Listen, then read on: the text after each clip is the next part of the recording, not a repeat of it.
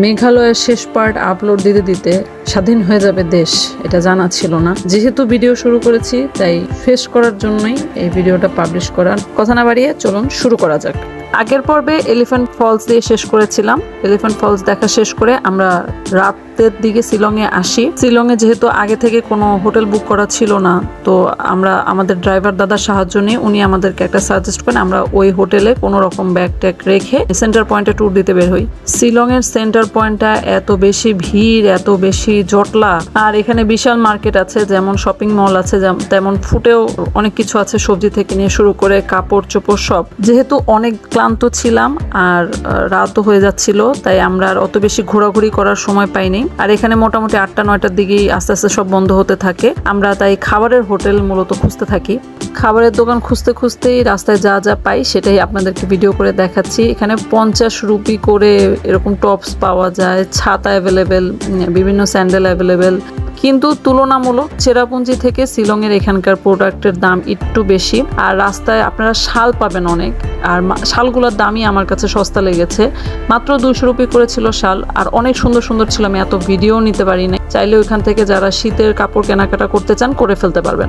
Shopping ছাড়াও এখানে huge খাবারের দোকান আছে। স্ট্রিট ফুডের জন্য অনেক বিশাল লম্বা লাইন দেওয়া আছে। বিভিন্ন রকম নন ভেজ ভেজ খাবার আপনারা খেতে পারবেন। এখানে নন ভেজই বেশি, আর এগুলো কিন্তু হালাল না, সো এটা একটু মাথায় রাখবেন।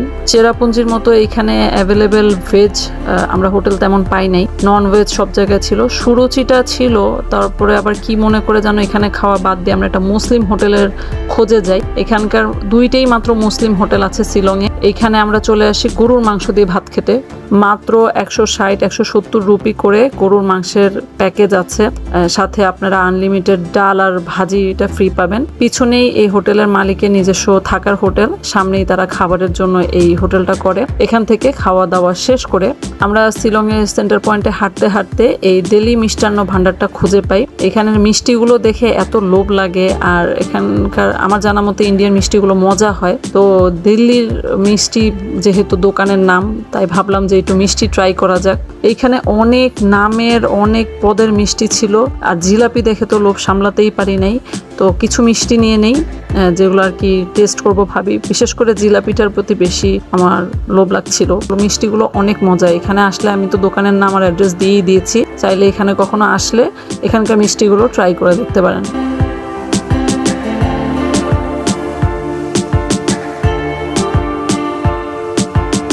এরপর আমরা রাতে আমাদের হোটেলে চলে আসি। হোটেলের নামটা একটু কঠিন, আপনারা একটু দেখে নেন কষ্ট করে, আমার প্রোনাউন্সিয়েশন ভুল হতে পারে। একটা বিল্ডিং এ অনেকগুলো হোটেল একসাথে আছে। অনেক কিছু প্ল্যান করে, সব প্ল্যান শেষ করে আমরা আর কোথাও যাওয়ার প্ল্যান না করে শিলিগুড়িতে আজকে রাত্রে ফিরে যাচ্ছি, কারণ আর শরীরে হচ্ছে না। তো শিলিগুড়িতে আমাদের যে দাদা ছিল, হারমান দাদা, উনি ওনার রেফারেন্সে একটা হোটেল আমাদের ম্যানেজ করে দিচ্ছে। নামটা আমি পরে বলতেছি। এটা হচ্ছে আমার রুমটা, রুম চেকআপটা দিয়ে নিই। আজকের জন্য 1600 টাকা, 1600 রুপি। চেরাপুঞ্জি থেকে কিন্তু শিলংয়ের হোটেলের দাম কম, কারণ এখানে কিন্তু অনেকে ব্যবসা বাণিজ্যের জন্য আসেন। তো আপনারা আপনাদের পছন্দ অনুযায়ী ক্যাটাগরি দেখে আপনারা হোটেল রুম সিলেক্ট করতে পারেন। 1000 রুপি থেকে প্রায় শুরু, এর নিচেও হয়তো আছে আমি জানি না। আমাদের এই রুমের প্রাইস পড়েছিল 1600 রুপি, আর 1600 রুপির মধ্যে তুলনামূলক ভালোই ছিল, অনেক পরিষ্কার পরিচ্ছন্ন ছিল। আমরা শুধু ওই রাতটাই শিলংয়ে থাকি, তারপর দিয়ে ডাউকির উদ্দেশ্যে রওনা দিয়ে দিই, মানে আমরা বাংলাদেশে ব্যাক করব। আমরা এই কয়দিন যে গাড়ি দিয়ে ঘুরেছি সেই গাড়িটা দিয়েই আমরা ডাউকিতে ফেরত আসি। আর গাড়িটা যেহেতু সাইজে বড় ছিল, নতুন করে গাড়ি নিতে গেলে সেগুলো ছোট পড়তো, 4 জনের বসতে কষ্ট হবে। তো এটা চিন্তা করে আমরা এই গাড়িটাকে আর ছাড়ি নাই। 2000 রুপি বলেছিল আমাদেরকে যে আমাদের শিলং থেকে ডাউকি পর্যন্ত পৌঁছে দিবে। এর মাঝে আমরা একটা জিনিস করি, সেটা হচ্ছে ডাউকিতে একটা স্পট আছে সাসপেনশন ব্রিজ। এটা অনেকে ঘুরতে আসে, ওটা আমাদের মিস হয়ে গিয়েছিল, কারণ ওটা ডাউকি থেকে অন্য রাস্তায় যেতে হতো। তা আমরা দাদাকে খুব রিকোয়েস্ট করি যে আমাদেরকে যেন ওই জায়গা নিয়ে যায়, কিন্তু দাদা কোনোভাবেই রাজি হচ্ছিল না, কারণ প্রচুর বৃষ্টি হচ্ছিল আর ওই জায়গার রাস্তাটা নাকি ভালো না। তারপর ওনাকে অনেক কনভিন্স করে 1000 রুপি আরো বাড়িয়ে তাকে ম্যানেজ করি। সিন্ডিকেট আসলে সব জায়গায় চলে, এটা একটু বুঝে নেবেন, মাথায় রাখবেন। ইন্ডিয়া বলে সিন্ডিকেটের বাইরে কিন্তু ওরাও এত ভালো না। যদি কেউ জানতে চায় কোথায় হলো তুমি দুঃখ ক্লেশ, তার রূপেতে নবচেতনা ঘটে যায় উন্মেষ। সে আমার বাংলাদেশ, সে আমার বাংলাদেশ, সে আমার বাংলাদেশ। লক্ষ মানুষ জীবন দিল দেশের মাটির জন্য, লাল সবুজ এক স্বাধীন পতাকা পেয়ে ধন্য এ মাটি ধন্য। ভাষার জন্য রক্ত দিয়ে হলো ভাষা সৈনিকদের দেশ, সে আমার বাংলাদেশ, আমার বাংলাদেশ, সে আমার বাংলাদেশ।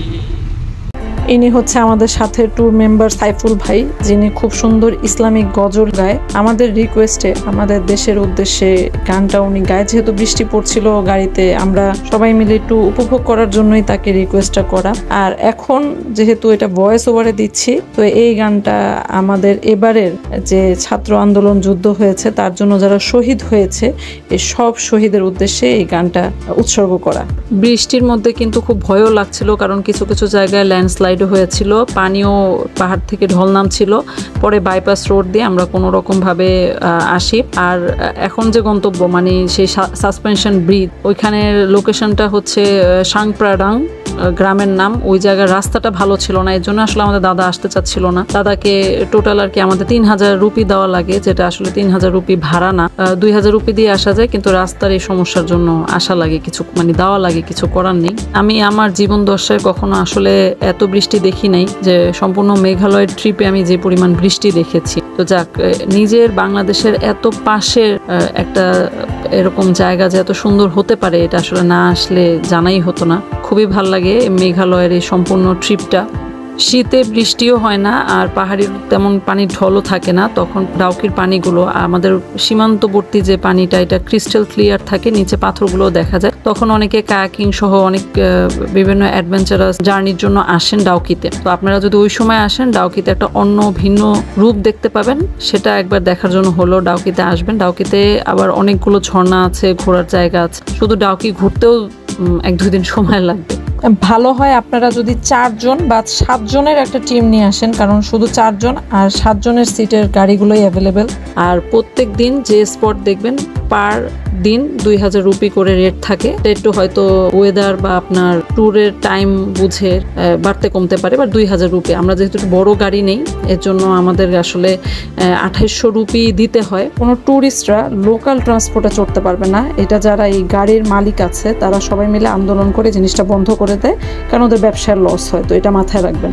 মোটামুটি 2 জনের জন্য 30 থেকে 35,000 রুপি খরচ হবে 4 দিন 4 রাতের যদি ট্যুর প্ল্যান করেন। তো আরো কম দিন থাকলে কম খরচ হবে। বাকিরা চেরাপুঞ্জিতে 1 দিন থাকলো, আমরা কিন্তু 2 দিন থাকি। এটা সেই হিসাবে টোটাল খরচ। আমরা সাসপেনশন ব্রিজে চলে আসি। এইখান সম্পর্কে কিছু বিস্তারিত জানার হলে একটু গুগল সার্চ করে নেবেন।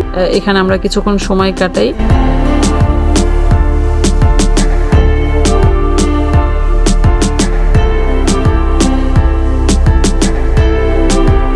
এমনি আমার হাইট ফোবিয়া আছে, তার মধ্যে এরকম নিচ দিয়ে পানির এরকম ভয়ঙ্কর স্রোত, উপর দিয়ে এরকম সাসপেনশন ব্রিজ যেটা হাঁটার পর নড়ছিল, আমি ভয়ে পুরোটা পারি করতে পারিনি।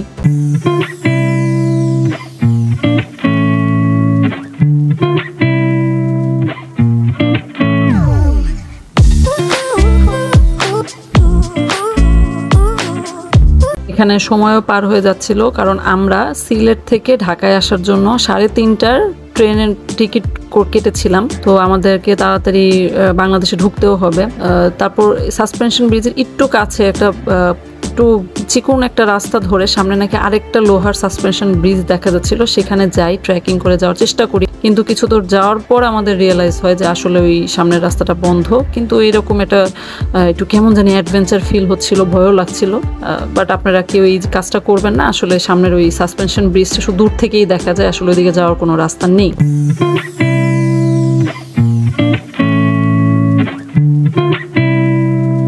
তো মেঘালয়ের লাস্ট টুরিস্ট স্পট সাংপ্রেডাং, ভুল হলে সরি, সেটার সাসপেনশন ব্রিজ। এটা দেখার জন্য দাদারা একটু রিকোয়েস্ট করে আমরা আসছি। আশা করি আপনাদের কাছে ভালো লেগেছে। এখান থেকে বিদায় নিচ্ছি। ইনশাল্লাহ আবার কোনো জায়গায় আপনাদেরকে ঘুরিয়ে ফিরে দেখাবো। তো আমার ব্লগ গুলো যদি ভাল লাগে আর আপনাদের জন্য এত এত জিনিস কভার করছি, তো ভাল লাগলে অবশ্যই সাবস্ক্রাইব করবেন। তো এই মোটামুটি এটাই ছিল ব্লগ। এরপর আমরা বর্ডার ক্রস করি, ইমিগ্রেশন ক্রস করি, আর immigration as usual Tamabil immigration অনেকই স্মুথ। তামাবিল ইমিগ্রেশন শেষ করে আমরা একটা গাড়ি ভাড়া করি 2000 টাকা দিয়ে। তো আমার এই মেঘালয়ের ব্লগ এখানেই শেষ। আপনাদেরকে দেখার জন্য অনেক অনেক অনেক অনেক ধন্যবাদ। এখন আমাদের দেশি ব্লগে ফেরত আসতে হবে, দেশ স্বাধীন হয়েছে। সামনের পর্বগুলো দেখার আমন্ত্রণ রইল। Thanks for watching.